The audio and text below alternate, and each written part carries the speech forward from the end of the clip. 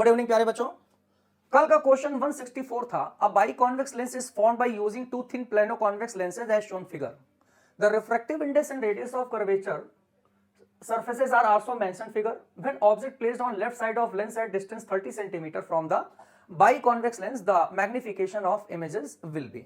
अब एक्चुअली में ये दो लेंस L1 L2 अलग अलग है, तो इन दोनों लेंसों की फोकस दूरी f1 f2 हम पहले अलग अलग निकालेंगे, फिर कंबाइंड फोकल लेंथ निकाल लेंगे दोनों की, उसके बाद u हमें मालूम है 30, v हमें निकाल लेंगे, तो मैग्निफिकेशन v अपॉन u से m निकल आएगा।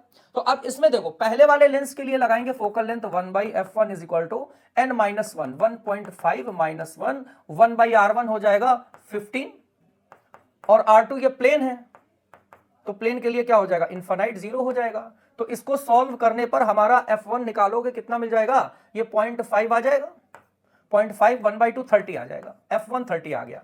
इसी फार्मूले से इसका हम f2 निकालेंगे, तो 1/f2 म्यू माइनस 1, म्यू हो जाएगा 1.2 माइनस 1, 1 ये हो जाएगा इंफिनिटी 0, 1/0, और ये हो जाएगा माइनस में 1 कितना रेडियस है 12 सेंटीमीटर। तो इसको सॉल्व करेंगे तो f2 कितना आ जाएगा 60 आ जाएगा।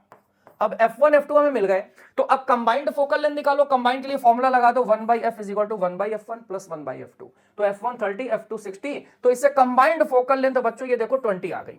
अब कंबाइंड फोकल लेंथ 20 आ गई, u की वैल्यू 30 है, v की वैल्यू निकाल लो, 1/v माइनस 1/u 1/f, तो 1/v minus 1/u minus 30 plus हो जाएगा, और कंबाइंड फोकल लेंथ 1/60 हो गया। तो इसको सॉल्व करने पर v इज इक्वल टू 60 आ गया। जब v 60 आ गया तो मैग्निफिकेशन क्या हो गया, v अपॉन u 60/30 या माइनस 30, तो मैग्निफिकेशन -2 आ गया।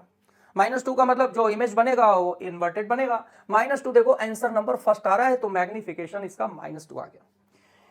टुडेज क्वेश्चन बच्चों है, an unpolarised light is incident at interface of two dielectric media having refractive indices of 2 incident medium and 2√3 ये refractive medium है respectively, to satisfy the condition that reflected and refracted rays are perpendicular to each other, the angle of incidence angle हमें निकालना है।